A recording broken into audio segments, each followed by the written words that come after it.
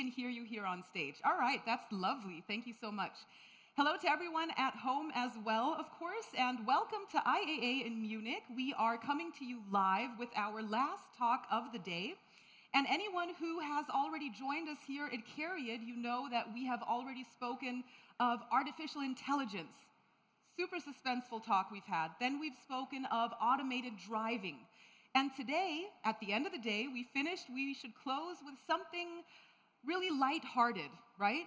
So we're going to have a look at One.Infotainment. One.Infotainment by Volkswagen, or here by CARIAD, better yet, is what we will be talking about these next 12 to, say, 15, 16 minutes. And our expert will then be sticking around for questions if you have any. And for all of you at home, if there's anything you would like to share or any questions, then you can use the comment section to do so. All right, then I would say I'll give him a short introduction and then bring him out on stage for him to start. Now, ladies and gentlemen, next up we have Riclef Schmidt-Clausen, and we just call him Rick here at CARIAD. Rick is Senior Vice President, Head of Intelligent Cockpit and Body.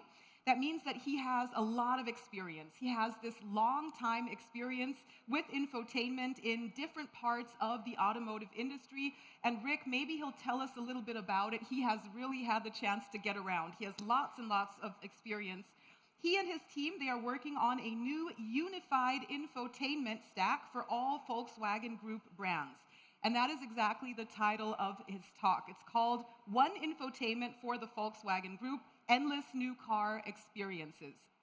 Now, Riclef is going to explain not only what One.Infotainment is exactly, but he will also be explaining the impact of software on the user experience in future cars. He's going to be speaking about the benefits that we can all look forward to also as drivers by One.Infotainment for the Volkswagen Group. So, ladies and gentlemen, without any further ado, I would now like to bring him on stage. Here comes our last speaker of the day. Join me, please, Rick.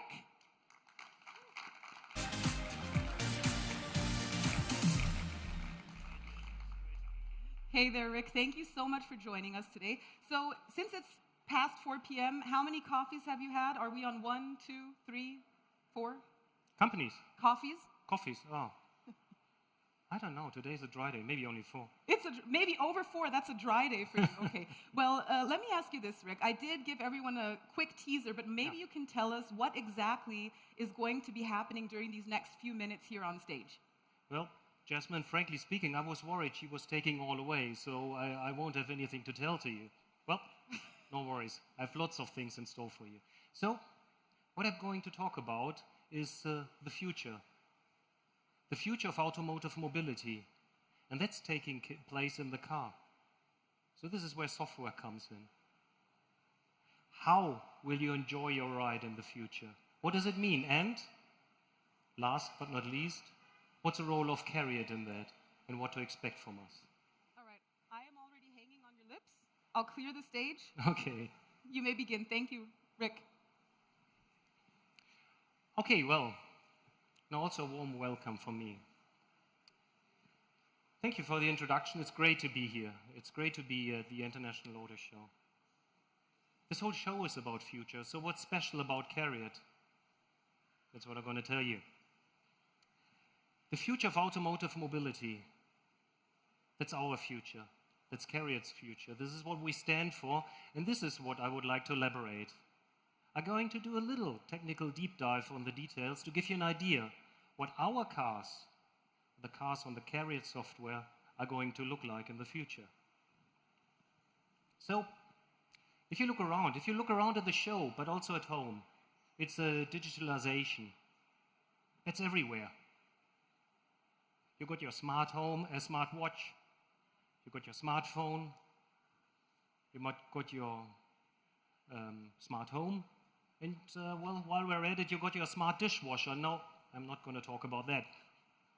But what does it mean for the car? Where are we getting it? What needs to change? Now, that's what I'm going to talk about. Now, you may have followed the news last week. Of course you have.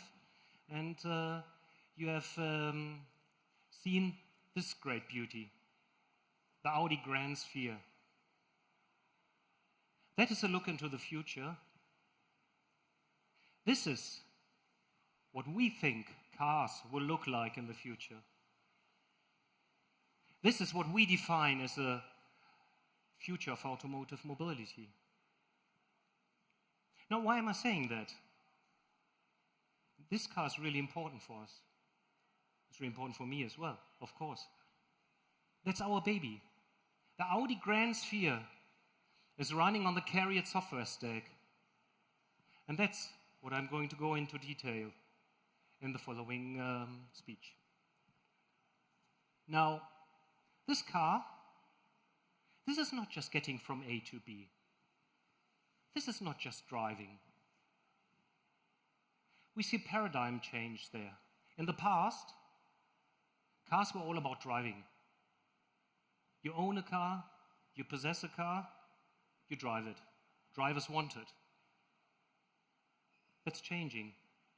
The driver of today will be the passenger of tomorrow. We'll see great advances in autonomous driving. So what does it mean for the interior of the car? That is changing. Your car becomes not just a place to drive, not just a place for mobility, but it's a living space. As we at CARIAD call it, your third digital living space, next from home, next from work, but in between. And the time you're going to spend in the car is going to change.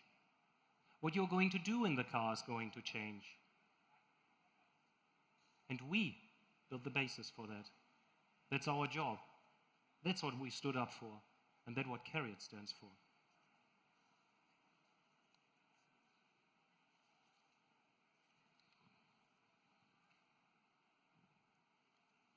So, the car is actually changing from not just being a thing, but it's going to be, it's not a technical device. It's even more than a digital device. Your car is going to be your digital daily companion. It will understand you. It will know your needs. It will understand that in the morning when you drive to work, for a powerful day, it will fresh you up. It will know the right music. It will be connected to your music app, where you listen to the music. And it will pick just the right music for a good day at the office. So it will understand you, it will help you, and so that's why I said it's much more than a digital device, but a digital companion.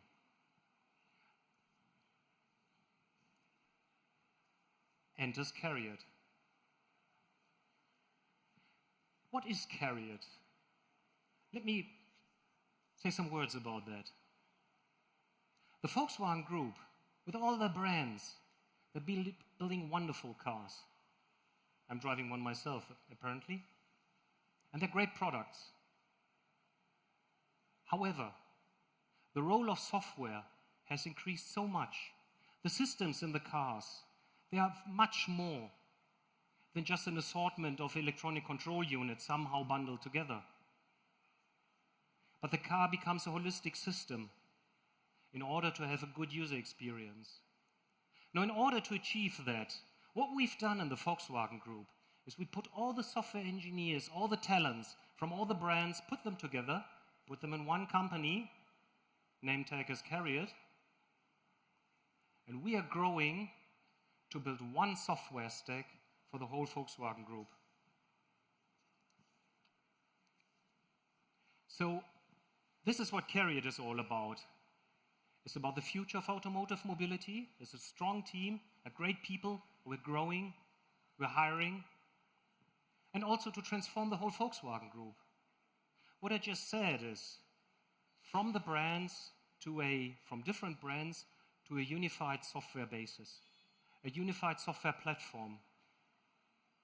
So we can use the synergies of more than 10 million cars per year. That's a big share in the automotive market. And still give the brands a possibility that your car still feels like a Volkswagen. You feel at home in your Volkswagen. You'll still recognize your Audi in the future, and you still get that special hair-raising feeling when you step into a Porsche.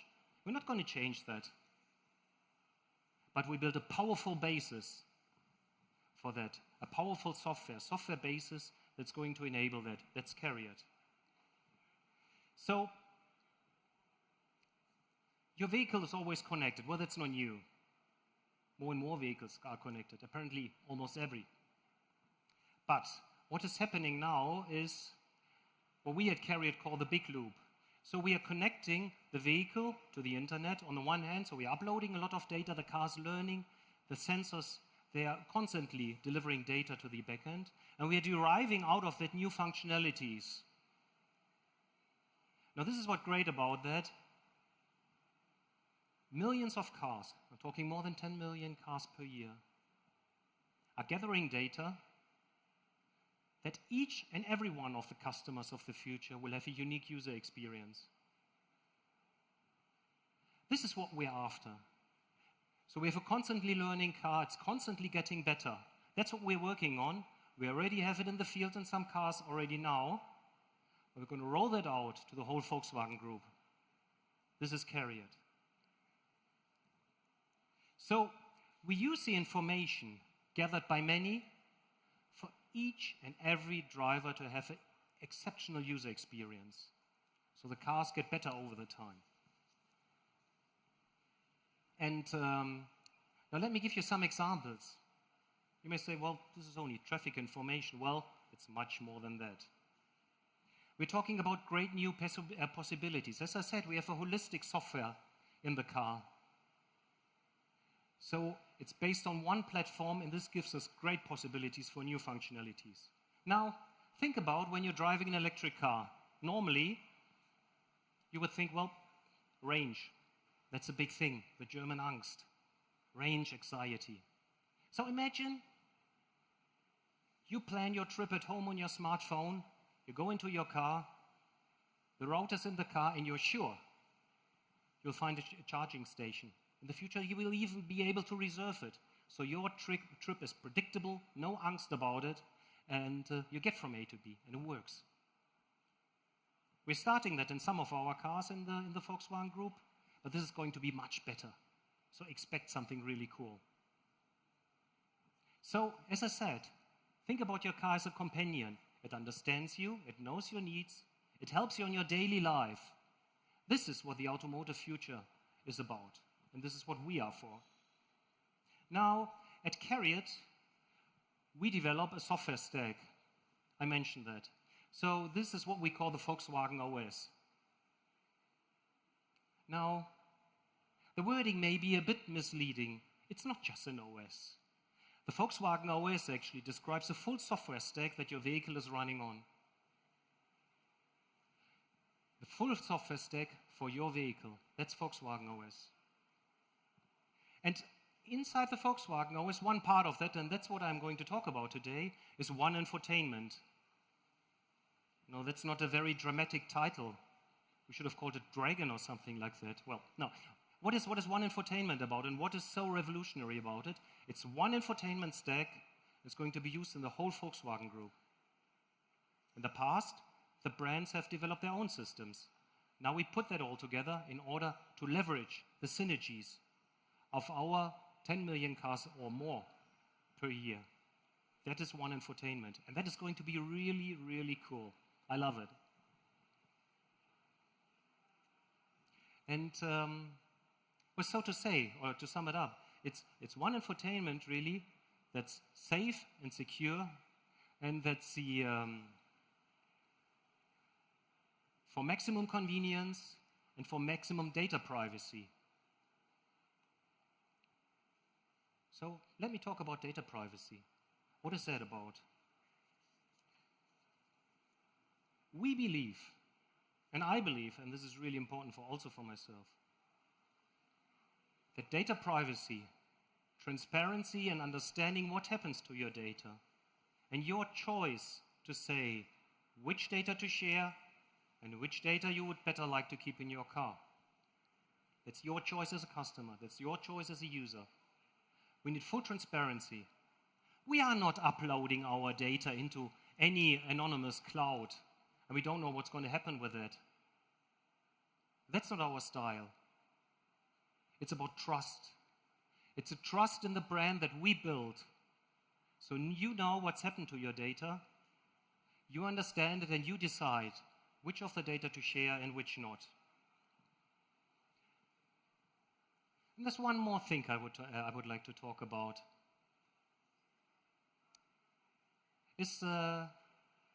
Apparently a couple of days ago, I talked to my son. He's really into software. That's not because of my job, but because he loves it. And a couple of days ago, he came to me and said, well, Dad, I know something really great. It's called open source. I can download software from the internet and I can build my own programs with it. I said, well, cool, yeah, been there, done that. That's what we have. This is what our software is about, and especially infotainment, and that's really cool. We are not only utilizing our software engineers, but we are utilizing the worldwide community of thousands, hundreds of thousands, millions of developers, because our infotainment stack, the CARIAD One.Infotainment, is based on open source. It's based on the Android based on the Android open source package.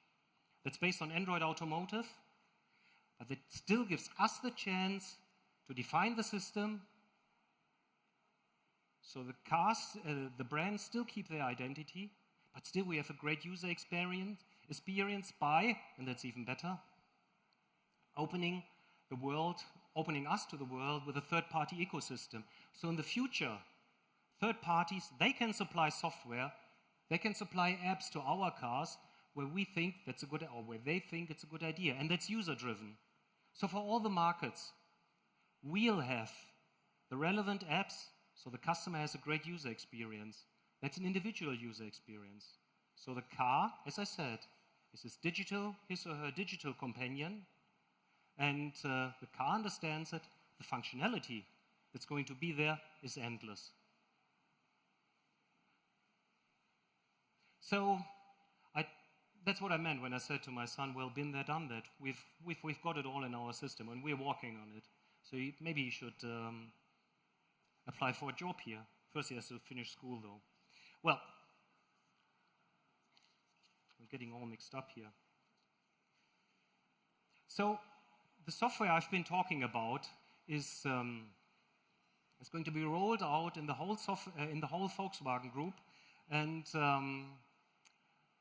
so we're going to have lots of apps. You'll have a great user experience. There's some examples there in the back, and it will fit your needs. We will see a lot of functionality that we haven't defined yet. We haven't written the requirements therefore yet, because we've got an open third-party ecosystem, so others can supply functionality to our cars. But the basis for that is a Volkswagen OS, and within the Volkswagen OS, it's a CARIAD One.Infotainment stack. It's One.Infotainment for the whole Volkswagen Group. One.Infotainment that's turning your car into a true mobility companion. One.Infotainment that enriches every of your journeys, that enriches your life, that supports you. Every ride will be a great ride. One.Infotainment that's the basis for future individual mobility. Individual mobility that will be even safer, more sustainable, more comfortable, and getting better every day. So this is our mission. This is what CARIAD stands for. This is what we stand for. So let's get it done. Thank you.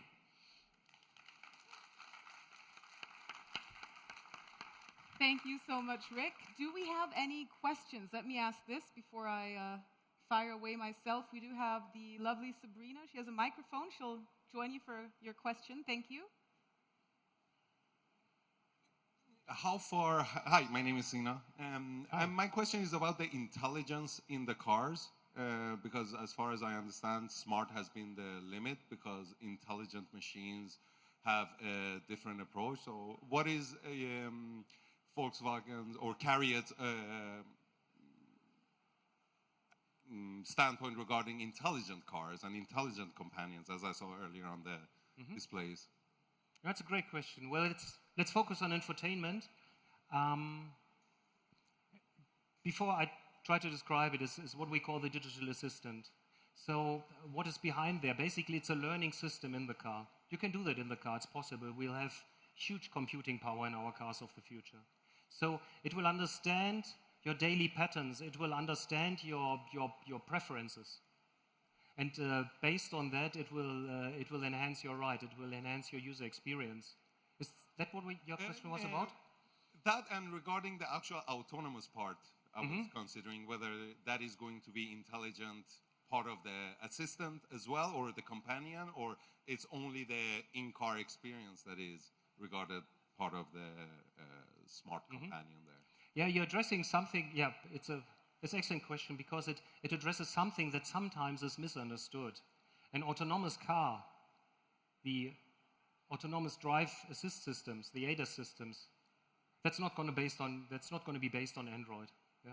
Because, well, Android, that's for the consumer market. We bring that into the car, make it automotive ready, but it does not fulfill the requirements for in terms of ASIL requirements, in terms of the safety and security. Thank you. Thank you for that first question. Do we have another question up? Right over here in the front. Thank you, Sabrina. Hi, my name is Olaf Bujak, and I was wondering, because if we speak about infotainment layer, last years were so vibrant. Just taking into account, for example, smartphone integration era, what happened there, with interoperability challenges too, or moving from old MIBs to those web-based, moving to the cloud, enabling third parties integrations. So how do you feel? What are the major lessons learned last years that you need to take into account now with this project? I'm not 100% sure if I understood your question correctly, but it's about interoperability and what we've learned about that in the past. Well, if we go back, like, say, 15, 20 years, that's when the iPod came up, or USB media player, MP3 media players, and we tried to connect them to the cars. And we learned that before that, the infotainment system was a holistic system. It was a closed system. And maybe you had an aux in, so you could transfer an audio signal to listen on the speaker system in the car. So then the first media players came, and then there was the first iPod integration. Then the smartphone integration came. That's Android Auto and the corresponding technology for Apple, the CarPlay. So that came into the car. And what we learned there, first of all, since we work very close together with Google and Apple, they're not perfect either. Getting software into the car, that's really tough. That's why we have so many specialists. Of course, they also have their problems. Yeah? So what we have is the car of today is never really perfect, just as your smartphone or the infotainment system. Your smartphone is never perfect. Always there's updates. There's always learning. There's interfaces changing. The apps are changing. Functionalities, maybe they don't work perfectly. Maybe there's new legal regulations and you have to update that. And we see that in the car as well. Yeah? So the car's getting better every day. Today, I am not able to say what a car in 3 years is going to look like. That's why I said, if I would decide that, it would not be perfect, of course. Because what we think today we'll have in 3 years exactly in the cars, we're most definitely going to be wrong. Because this is such a dynamic environment, and this is what we learned. So we have to keep up, we have to update our cars, all cars in the field. And that is quite challenging, but we're getting there. Thank you very much. Thank you. Up for the challenge. Do we have another question from the audience? Let's give you just another minute time. Now, while we wait, you did mention which car you drive yourself. Which one was it? I didn't get that part. Which car do you drive, Rick? Oh, okay. I drive, well, currently I drive a Volkswagen ID.4. I love that car. It's electric, got a beautiful design. I like the interior design. It's clean, a very clean and straight system. Great to drive. The acceleration, it's well, like with any electric car, is really good. It's getting me not only from A to B, but as I said, it's got a great range, good functionality, and it just looks good. And that's most important, it's getting better every day. Just now, we are rolling out the software updates to the customer for the ID3 and ID4. So we're getting more functionality in there, we're getting bug fixes in there, we're getting so much faster. And that is really exciting because the car, once it's in the field, is changing all the time. So, yeah, I love my ID4. Unfortunately, I have to give it back in a couple of weeks. We could almost not tell how much you are in love with your car, Rick, but thank you for elaborating. Now, what we saw in the footage was the Grand Sphere, right? And we did see this one scene. It's about this holistic experience. In one scene, there's even a small water fountain in the car, if I did see that correctly. So let me just ask you, what is your favorite gadget of the future? What are you looking forward to most when we speak of a holistic experience, this sort of wellness experience while you're driving from A to B? Well, of course, today it would be a good sound system. Right. Yeah, I love classical music, and I love listening to that in the car. And but regarding to the future, and that's what I said, the user experience is going to change. I'm going to be a passenger in the future. So what I would like a good video system, so I can watch movies while I'm being driven by my cars, or I can do video conferencing, which I'm doing 99% of the rest of the time. And yeah, that'll be about it. So it's great displays and good functionality there, and of course connected. Makes lots of sense. Yeah. All right, do we have any questions from the audience? Let me just give you guys another look. If you have a question, just right over here. All right, we'll be with you in just a couple seconds. Thank you for your question. I got a couple more too, but okay. I'm not going to overstep my boundaries. I understood. Please. Hi. I have a short question. My name is Matthias, and I'm working for the public broadcasting in Germany for the CARIAD. And what is your advice to bring, if you're talking about infotainment, it's about quality content. What would be the first step to bring high quality content into the car? Like there's competitors like Netflix, Spotify, also the CARIAD, and what should we do to come into your cars? I'm flattered by that question because you are already in our cars, Matthias. Now we got, and I think before my life at CARIAD and before I founded a software company before that, I was working in Audi and I was responsible for the radio development. And there we had a lot of cooperation with you guys about, for example, about digital radio. And we took that one step further. It's not only digital radio, but even if you don't have a reception, you can still listen to the channels because you've got online radio with what we call seamless linking. Meaning that you don't even realize that. You're still listening. You're still listening to your favorite, let's say, Bavarian radio station when you're traveling to Hamburg in really excellent quality all the way through. So in terms of course, radio, the public broadcasting, of course, is included. We have, you got podcasts, can listen to that. We got that fully integrated. And, well, also in the future, you're more than welcome to bring your apps so we can integrate them into our cars. Let's talk about that. I think that's a great idea. So can I just say something? We have public broadcast media over here with Matthias. We have development for infotainment over here with Rick. I'm the driver. I want to decide.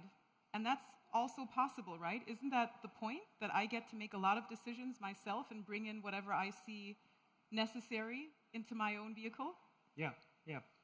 That's right. And I think, or we believe that the vehicle actually has to accommodate around you. So you have to get away from, oh, that's a car and it's complicated, I don't know how to use all those features. So we need to make it simple. We need to make it understandable. And the car actually, in the ideal world, the car would expect it, would know what you want and would do it automatically. That sounds brilliant. I would take that car. All right, do we have another question from the audience? We do have time for one or two more. Maybe I do need to, because I feel like we're having a lot of fun with this topic, which is perfect and totally understandable, but allow me to be a bit more critical, simply because at one point you did mention we're speaking of data from 10 million cars a year, which is super impressive on one hand, but I think a lot of people, a lot of users out there are also perhaps fearful for data, especially here in Germany. We're very fearful of our data. So what do you say to them? You did speak of data security and you said that data safety is first. What would you tell people who are still not exactly trustworthy of the infotainment system or their data within the infotainment system? But first, let me say, I can fully understand them. You should be critical about that, not only in Germany. Everyone should be critical about what happens to their data. And this is really the core question that we think about when we develop our system, to make that fully transparent. We've got control of our data, and we make sure that the customer is fully aware if this is given away to third parties. Maybe he wants it. That's okay. But it needs to be a choice. So what we want, or what we are looking after, is building trust based on choice by the customer. So the user decides what happens with their data. So once again, the choice is mine as a driver. Yeah, that's right. All right, I like that as well. Thank you so much. Do we have any questions left here? Right over here, we have one more question. Sabrina, thank you so much. You're going to get a lot of steps today, aren't you? I bet she's already over 10,000. Hi there. Hello, my name is Fabian. We're speaking about data, about cloud, and now I want to know, where do you store the data? In which cloud provider?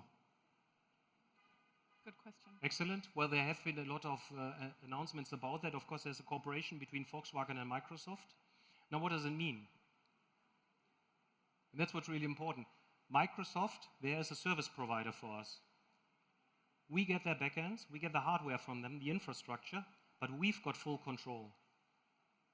So that way, and that's really important for us, we're not only able to fulfill the legal requirements, but much more.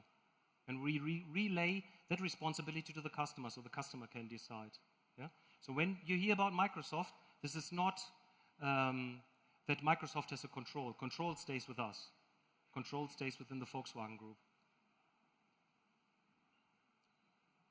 Go ahead. Yeah, but how do you make that happen? You can set up a legal contract, that's fine. Yeah. But technically, it's nearly impossible, right? Because the data centers are provided by Microsoft. So I'm not quite sure if I understood. Of course, we've got contracts in place. I mean, that's what you typically do. And within those contracts, you can define, for example, locations of service, level of security, and so on. And I'm fully confident that what we're doing there is the right way to go. Just making sure. Come again? Just making sure. Yeah. No, I mean, this is not only our promise, this is our pledge. This is what we stand for. Because it is important, and not only in Germany. This is not only a German typical thing. There's a whole European Union, and I believe also worldwide. Even though maybe people may want to give away some of their data, that's okay. But the choice has to be there. You need to understand what happens. Now, when I have the microphone, I will go for another question. Yeah, go ahead. A more exciting one. Do you open source part of your operating system for the car? Yeah, it's as I said, it's AOSP, Android Open Source Package. So, well, of course, it's based on a Linux kernel, and well, it's open source, and it's a lot. It's quite a huge chunk of the software that we are developing or that we are delivering in our cars. Of course, functionality on top. That's the things that we design the way that we think is best for the customer. So you are contributing back to the Linux operating system, not to Linux, but to the automotive grid, Linux, Android, whatever you use.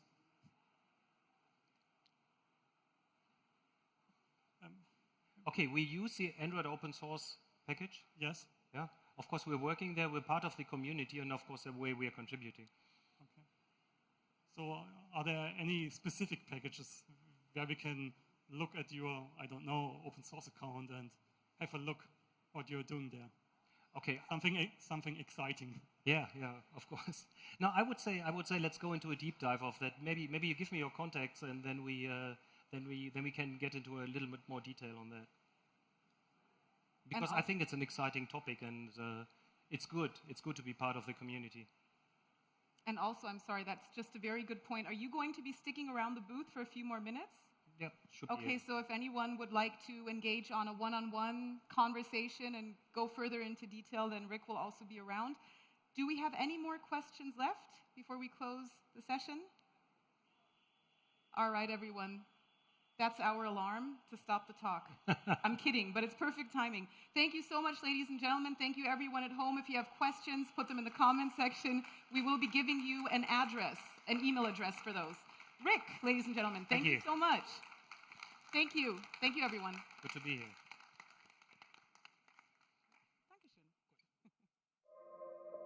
Dankeschön.